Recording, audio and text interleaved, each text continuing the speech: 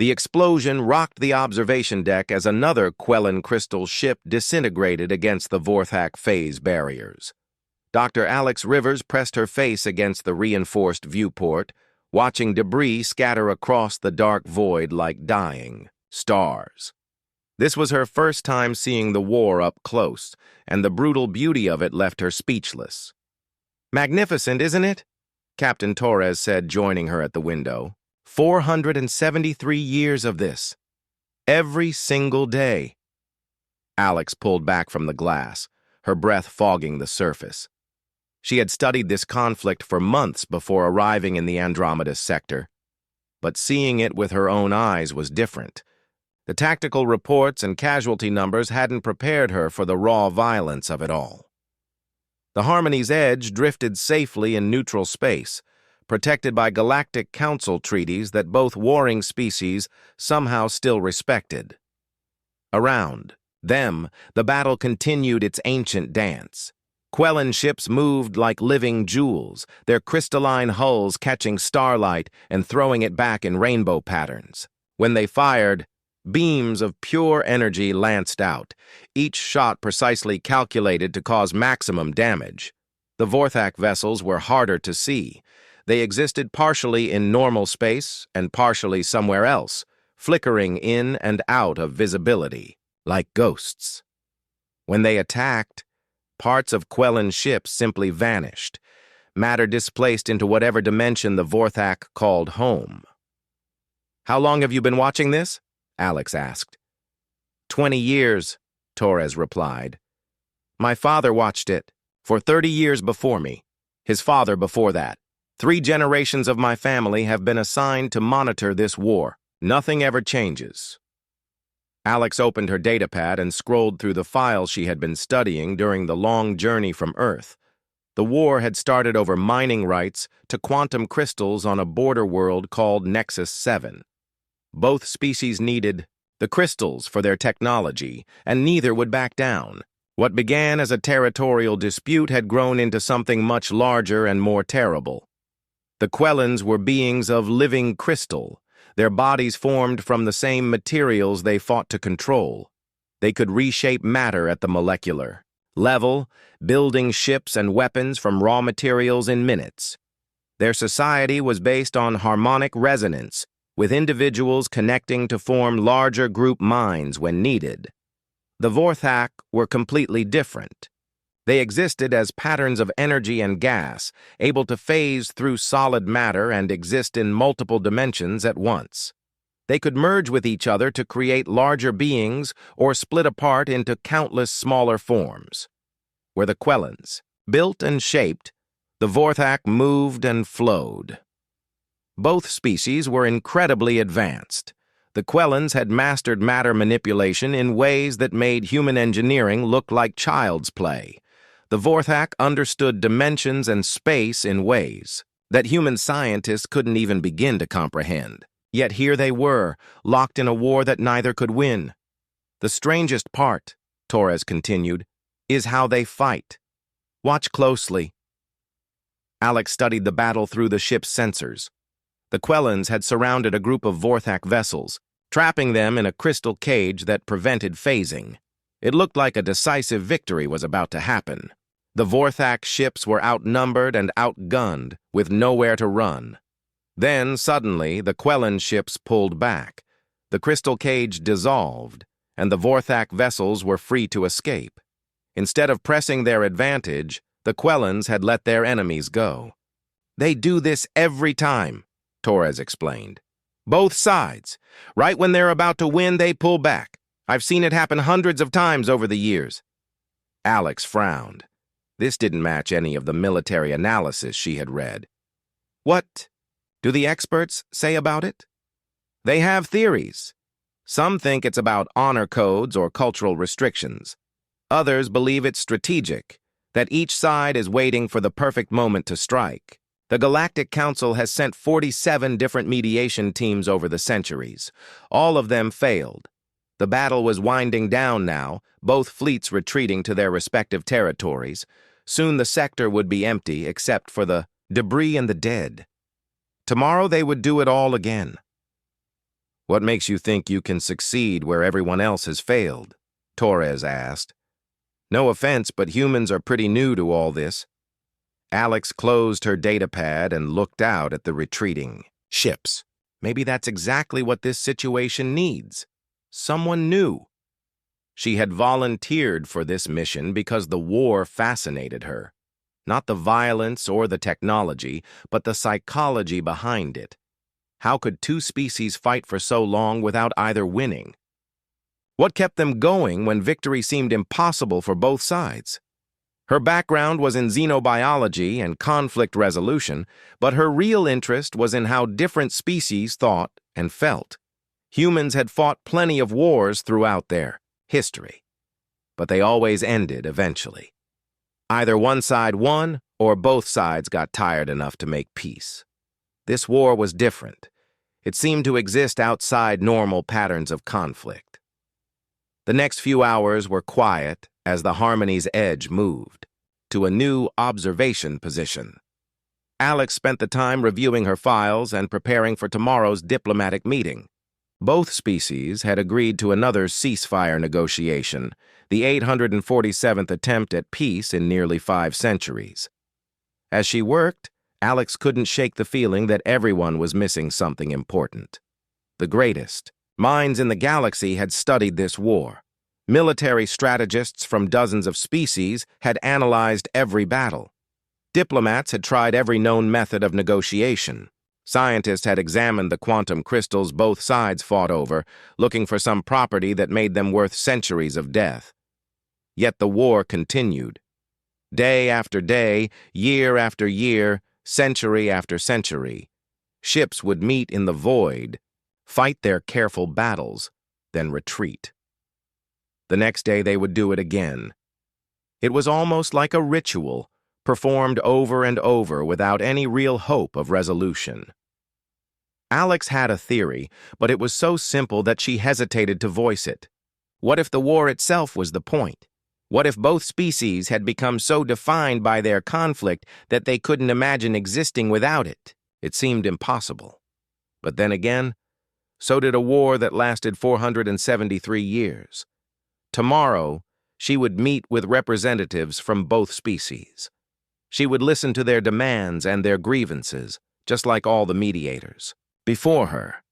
But unlike them, she would be looking for something different. She would be looking for fear. The negotiation chamber hummed with tension that Alex could feel in her bones. She sat at the circular table, trying not to stare at the 2 alien representatives across from her. To her left, Resonance Prime towered nearly 3 meters tall, its crystalline body shifting through different colors as it processed thoughts. To her right, Void Singer existed as a contained cloud of glowing gas, constantly moving and reforming within its environmental suit. The mining rights to Sector 7 remain non-negotiable, Resonance Prime said, its voice creating harmonics that made Alex's teeth ache. The quantum crystals in that region are essential to our continued existence. Void Singer responded with a pattern of electromagnetic pulses that the translation device converted to words. Your claim has no basis in galactic law. The Vorthak established presence in that sector 237 years before your species arrived. Alex had been listening to variations of this same argument for 6 hours. Both species made reasonable points, backed up with historical evidence and legal precedents. On the surface, it seemed like a standard territorial dispute that should have been resolved centuries ago. But Alex was beginning to see the pattern that had eluded every previous mediator. Every time the discussion moved toward actual resolution, one side or the other would introduce a new complication. When Resonance Prime offered to share the mining rights, Void Singer suddenly brought up water rights on a completely different world. When Void Singer suggested splitting the sector down the middle, Resonance Prime demanded reparations for damages from battles fought decades ago. Perhaps we could establish a joint mining operation, Alex suggested. Both species working together could extract more crystals than either could alone. The reaction was immediate and telling. Both aliens fell silent, their forms shifting in what Alex was learning to recognize as agitation. Resonance. Prime's colors flickered rapidly between red and violet. Void Singer's gaseous form contracted tightly, then expanded again. Impossible, Resonance Prime finally said. Our technologies are incompatible. Quellen crystal manipulation would interfere with Vorthak phase operations. The risks are too great, Void Singer agreed. Accidental phase displacement could destabilize entire crystal matrices. Alex made notes on her datapad, but she was really studying their body language. Both species were clearly uncomfortable with her suggestion, but not for the technical reasons they claimed. She had read enough about their technologies to know that integration was not only possible, but potentially revolutionary. The combination of Quellen matter manipulation and Vorthak dimensional engineering could accomplish things neither species could achieve alone. What about a trial period? She pressed. A small joint operation to test compatibility? Again, the same reaction. Agitation, discomfort, then technical objections that didn't quite hold up under scrutiny. Alex was beginning to understand why 846 previous negotiations had failed. Every mediator had focused on solving the practical problems, but the practical problems weren't the real issue. During the lunch break, Alex walked through the observation corridors of the neutral station where the talks were being held. Through the transparent walls, she could see both fleets maintaining their positions at the edge of weapons range. Hundreds of ships on each side, ready to resume fighting the moment the ceasefire ended.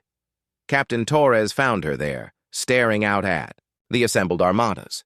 "How's it going in there?" "The same as always, I imagine," Alex replied.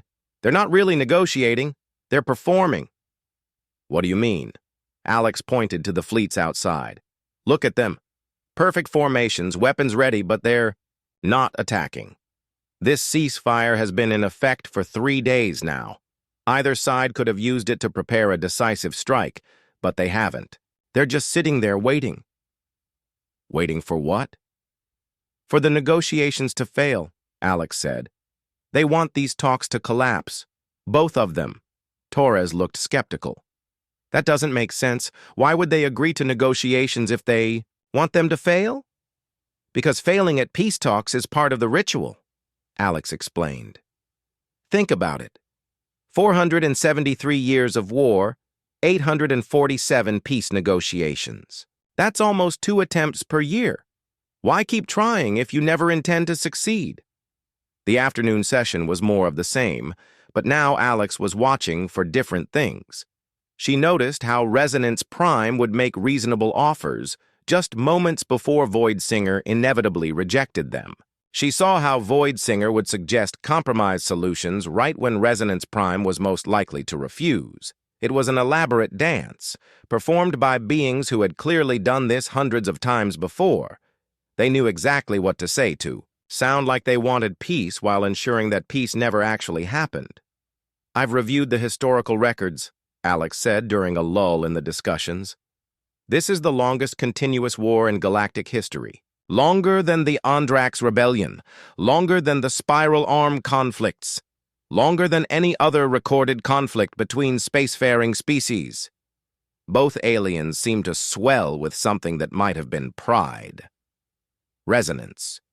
Prime's crystals brightened, noticeably. Void Singer's form became more coherent and defined. "Our dedication to our cause is absolute," Resonance Prime said. "The Vorthak do not yield to oppression," Void Singer added. But Alex was watching their biometric readings on her enhanced sensors. Both species showed elevated stress patterns whenever the conversation turned to ending the war permanently. Their physiological responses suggested deep anxiety at the thought of peace. As the session continued, Alex began testing her theory more directly. She would bring up successful peace treaties from other conflicts, and both aliens would become agitated. She would discuss post-war reconstruction, and they would change the subject. Most telling of all, when she mentioned what their species, might accomplish if they weren't fighting each other, both representatives became almost panic-stricken. "The war has defined us," Resonance Prime said at one point, apparently without realizing the significance of its words. "We are what we are because of this conflict," Void Singer pulsed in agreement. "Without the struggle, there would be no meaning to our existence." Alex felt a chill run down her spine. Here it was, the truth that no previous mediator had recognized. This wasn't really about territory or resources or ancient grievances. This was about identity. Both species had built their entire sense of self around being at war with each other. The Quellans weren't just fighting the Vorthak, they were the people who fought the Vorthak. The Vorthak weren't just opposing the Quellans, they were the eternal enemy of Quellan expansion. Remove the conflict, and what would be left? As the day's session ended with predictable failure, Alex realized she was dealing with something far more complex than a territorial dispute. She was looking at two entire civilizations that had become psychologically dependent on their own destruction. They kept fighting not because they hated each other, but because they were terrified of finding out who they might be without the war. The question now was whether it was even possible to help species overcome that kind of existential fear. Every previous mediator had tried to solve the wrong problem. Alex was beginning to understand what the right problem was, but solving it would require something no one had tried before. She would need to help two ancient civilizations learn how to stop being afraid of peace. Alex spent 3 sleepless nights in her quarters, surrounded by datapads and holographic displays showing centuries of battle records. She had requested every piece of information the Galactic Council had on both species, from their first contact. Reports to detailed psychological profiles compiled by dozens of different xenobiologists. What she found challenged everything she thought she understood about intelligent life in the galaxy. The Quellans had evolved from silicon-based organisms on a world rich in crystal formations. Over millions of years, they had learned to incorporate these crystals into their bodies, eventually becoming living gemstones themselves. Their individual consciousness could merge with others through harmonic resonance, creating collective intelligences that could solve complex problems. But somewhere in their development, they had lost something that humans took for granted: the concept of individual identity separate from the group. A single Quellan could exist alone, but it was incomplete, like a musical note without harmony. They needed connection, needed to be part of something larger to feel whole. The Vorthak were even stranger. They had evolved from energy patterns in the gas clouds of their home nebula, eventually learning to maintain stable forms and manipulate matter. They could exist as individuals or merge into collective entities at will. But like the Quellans, they struggled with the concept of self as separate from others. Both species were incredibly advanced, but they shared a common weakness. They had evolved beyond individual identity in ways that made them psychologically vulnerable. They needed external structures to define themselves, to give their existence meaning and purpose. For the Quellans, the war provided structure and harmony. Every battle was like a vast musical composition, with each ship playing its part in a greater symphony of conflict. They weren't just fighting, they were creating art through violence. For the Vorthak, the war provided definition and form. Their gaseous nature meant they could become anything. But that infinite possibility was paralyzing without boundaries. The conflict with the Quellans gave them shape, made them into something specific: warriors, defenders, the eternal enemy of crystalline oppression. Alex pulled up psychological profiles of her own species for comparison. Humans were different. They had evolved as individuals first, learning cooperation and collective action later. Each human had a strong sense of self that existed independently of their relationships with others. That individual identity could be threatened or damaged, but it couldn't be erased by simply removing external structures. This was why no previous mediator had succeeded. Every other species in the galaxy that had tried to resolve this conflict shared the same basic psychology as the Quellans and Vorthak. They were collective beings in one form or another, defined by their relationships and roles within larger groups. They couldn't understand how two species could become addicted to their own mutual destruction. But humans understood addiction. They understood fear. Most importantly, they understood how individual identity could become so twisted by trauma that self-destruction seemed like the only option. Alex called up records of human conflicts from Earth's history. She studied everything from ancient tribal wars to the world wars of the 20th century to the various conflicts that had nearly destroyed human civilization before they reached the stars. What struck her was how many of those wars had seemed endless at the time, how each side had become so invested in fighting that peace seemed impossible. Yet they had all ended eventually. Not through superior force or perfect logic, but through exhaustion, through recognition that the cost of continuing was higher than the cost of change. Humans had learned to transform their conflicts, to channel their competitive instincts into less destructive forms. The breakthrough came when she was reviewing audio recordings from the failed negotiations. She noticed something in the harmonic, patterns of Resonance Prime's voice and the electromagnetic signatures of Void Singer's communications. Both species showed the same stress patterns when discussing peace that humans displayed when confronting deep personal fears. They weren't just uncomfortable with the idea of ending the war. They were terrified. Alex began researching fear responses across different species. Fear of death was nearly universal among intelligent life, but humans had developed something unique, the ability to fear change more than death itself. They could become so attached to familiar patterns, even destructive ones, that transformation felt like annihilation. She had seen it in her work with conflict resolution on Earth. Families torn apart by generations of feuding, corporations destroying themselves through internal warfare, entire communities trapped in cycles of violence because change felt more dangerous than continuation of the status quo.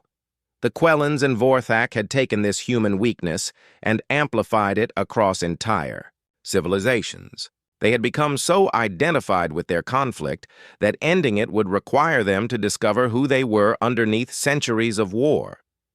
That kind of self-examination was terrifying for species that had never developed strong individual identities. Alex realized that every previous mediator had made the same mistake.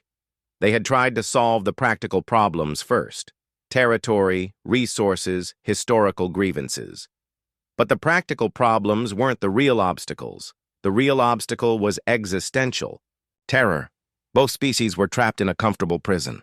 The war was terrible, but it was familiar. It provided structure, meaning, and identity. Without it, they would have to confront the possibility that they might be something other than eternal enemies. They would have to learn to exist without the conflict that had defined them for centuries. The solution wasn't to end their relationship, but to transform it. Instead of trying to make them stop competing, she needed to help them compete differently. Instead of trying to eliminate their conflict, she needed to redirect it towards something constructive.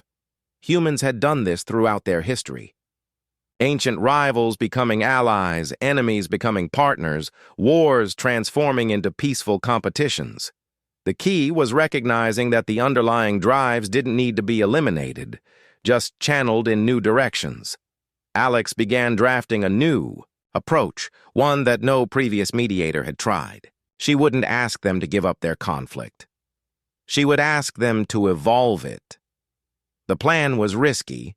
If she was wrong about their psychology, she could make the situation worse. But if she was right, if she could help them see that transformation wasn't death but growth, then maybe the longest war in galactic history could become something else entirely.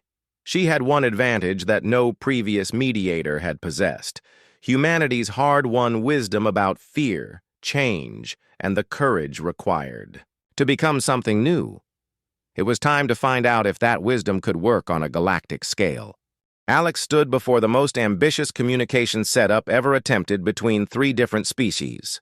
The engineering team had worked for 18 hours straight to create what she had requested, a translation matrix that could simultaneously convert human speech into Quellen harmonic resonance and Vorthak electromagnetic patterns.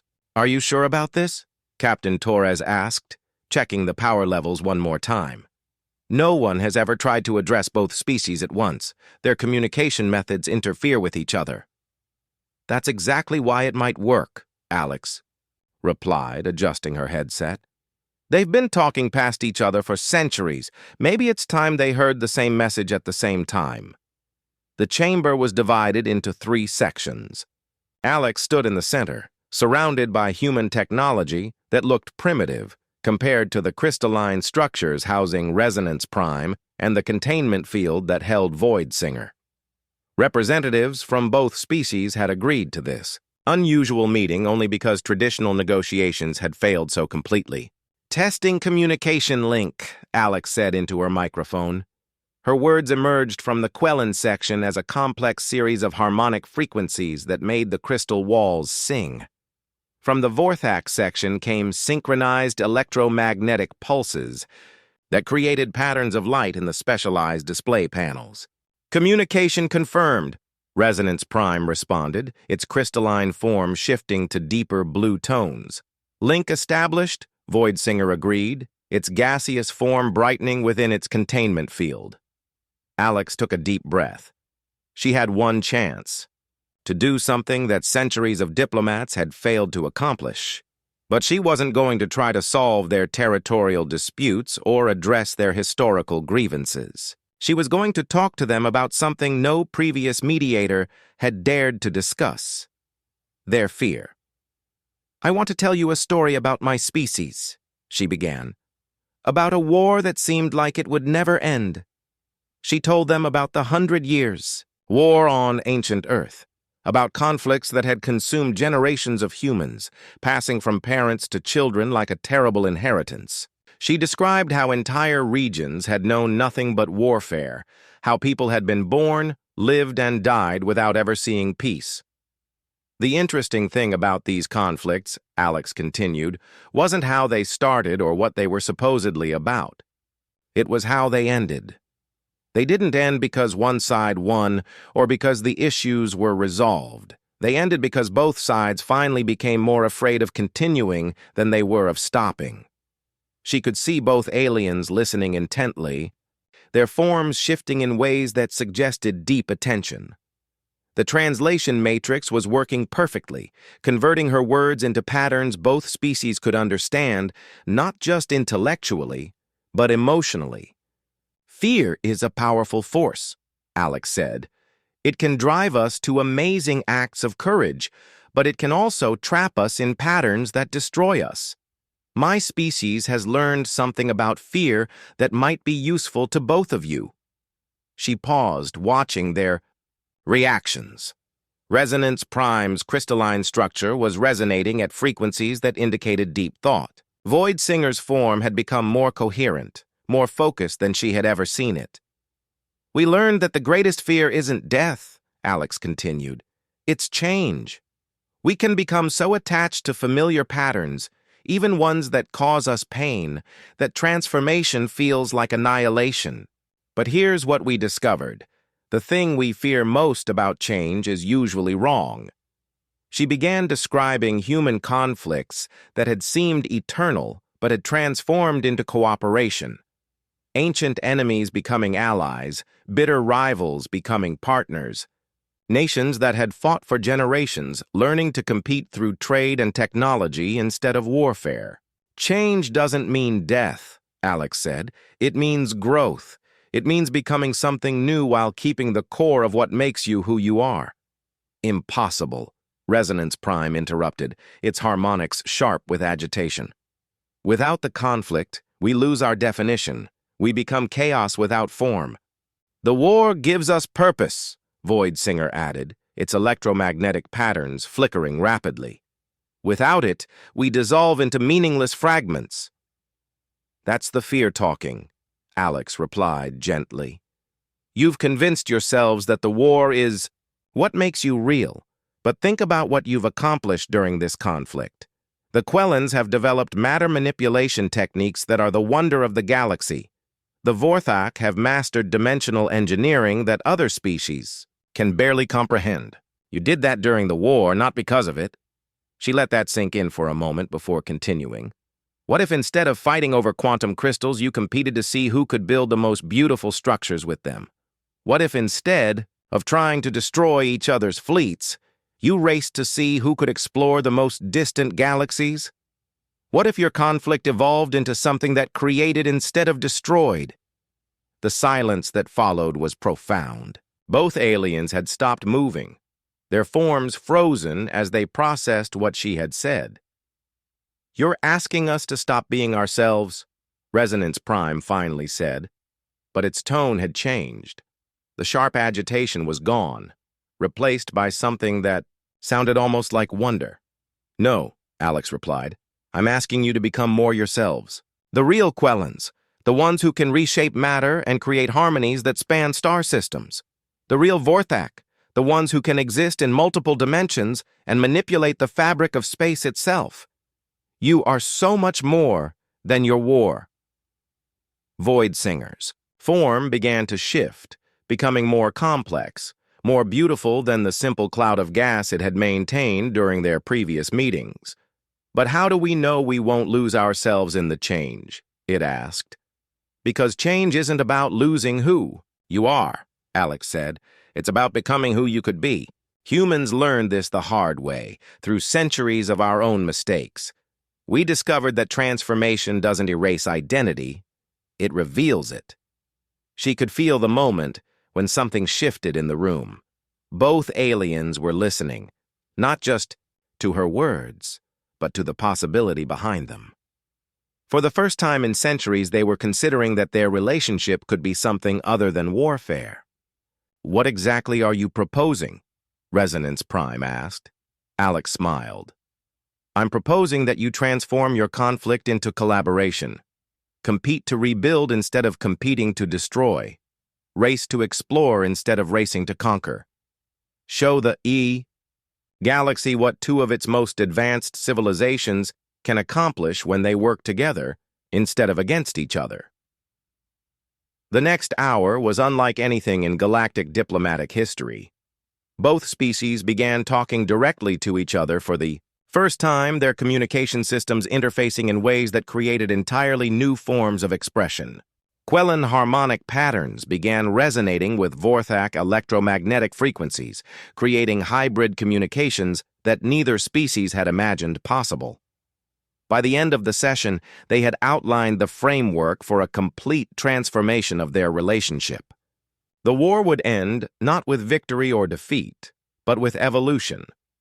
Alex filed her report as the first joint Quellan-Vorthak construction teams prepared to begin rebuilding Nexus 7. The longest war in galactic history was over, and it had taken exactly 5 hours to end it. All it had required was someone willing to help two ancient civilizations stop being afraid of becoming something new. 3 months after the end of the longest war in galactic history, Alex floated in an observation pod above the surface of Nexus 7, watching something that should have been impossible. Below her, Quellan crystal architects worked alongside Vorthak, dimensional engineers, rebuilding the world where their conflict had begun. The transformation was breathtaking. Where once there had been scarred battlefields and devastated mining sites, now there were structures that defied both physics and imagination. Quellan crystal formations grew in perfect mathematical spirals, while Vorthak phase gates opened onto pocket dimensions where entire cities existed in folded space. "It's remarkable," Captain Torres said through the communication link. "I've been monitoring this sector for 20 years, and I never imagined seeing anything like this." Alex watched as a team of Quellan builders carefully grew a crystal spire that reached toward the upper atmosphere. At the same time, a group of Vorthak engineers opened a dimensional portal that connected the spire to a parallel construction site on the other side of the planet. The two species weren't just working together, They were creating something that neither could have built alone. The efficiency reports are incredible, Torres continued. They're accomplishing in months what would have taken either species years to do individually. The combination of matter manipulation and dimensional engineering is revolutionary. But Alex was more interested in the psychological changes than the technological ones. Through her enhanced sensors, she could monitor the biometric readings of the workers below. The stress patterns she had observed during their centuries of warfare were gone, replaced by something she had rarely seen in either species: contentment. They had found a new way to compete. Instead of trying to destroy each other's creations, they were trying to outdo each other in beauty and innovation. The Quellans would build a structure of impossible elegance, and the Vorthak would respond with something equally magnificent but utterly different. It was competition without destruction, rivalry without hatred. Dr. Rivers, we're receiving a transmission from the Galactic Council, the communication officer reported. Alex switched her attention to the incoming message. Chancellor Hendricks appeared on the screen, her expression a mixture of amazement and confusion. Dr. Rivers, I have to admit that when we assigned you to this mission, none of us expected this outcome. The Council is still trying to understand how you accomplished in 5 hours what our best mediators couldn't achieve in centuries. I didn't solve their conflict, Alex replied. I helped them transform it, the competitive drive that fueled. Their war is still there, but now it's directed toward creation instead of destruction. The implications are staggering, Hendricks said. Both species have already shared technological advances with the Council that will revolutionize space, travel, and construction techniques. The Quellan-Vorthak Alliance is requesting joint membership in the Council as a unified entity. Alex smiled. She had hoped for peaceful coexistence, but she hadn't dared to dream that the two species would choose to formally unite. What's even more interesting, Hendricks continued, is that other long-standing conflicts throughout the galaxy are requesting human mediation. The Andromeda Sector incident has become a case study in transformation-based conflict resolution. The irony wasn't lost on Alex. Humanity, the youngest spacefaring species in the galaxy, was becoming known for its wisdom about ancient conflicts. But it made sense when she thought about it. Humans had experienced more rapid social and technological change than any other known species. They had learned to transform themselves repeatedly throughout their history, developing a unique understanding of how fear of change could be overcome. Her datapad chimed with a priority message. It was from Resonance Prime and Void Singer, working together from the surface of Nexus 7.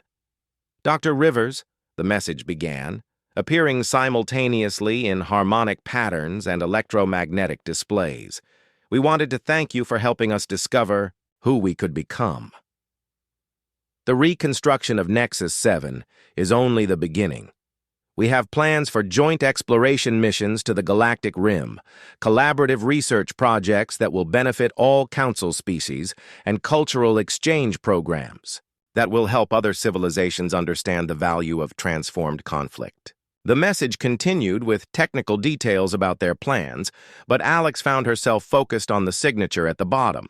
For the first time in centuries, representatives of both species had signed the same document with a single name: the Resonant Collective. They had become something new, something that was both Quellan and Vorthak, but also entirely unique. The war that had defined them for nearly 5 centuries was now just the first chapter in a much larger story.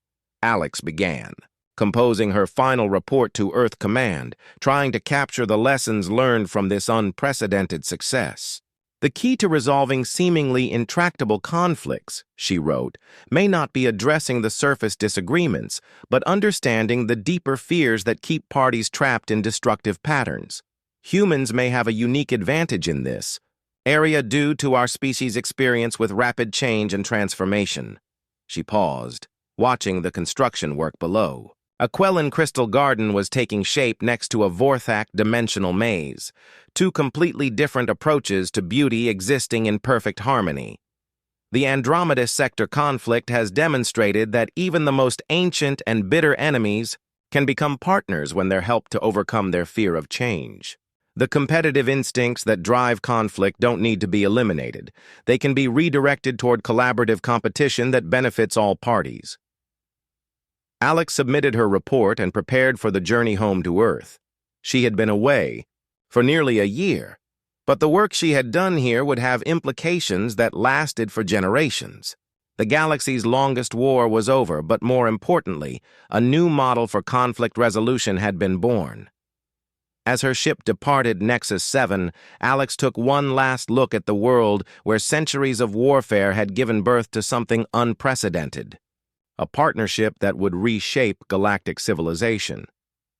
The war that had lasted 473 years was now remembered not as a tragedy, but as the first movement in a symphony of cooperation that was just beginning to play.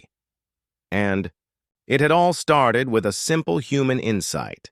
Sometimes the greatest courage isn't in continuing to fight, but in choosing to become something new. The galaxy would never be the same, in the best possible way.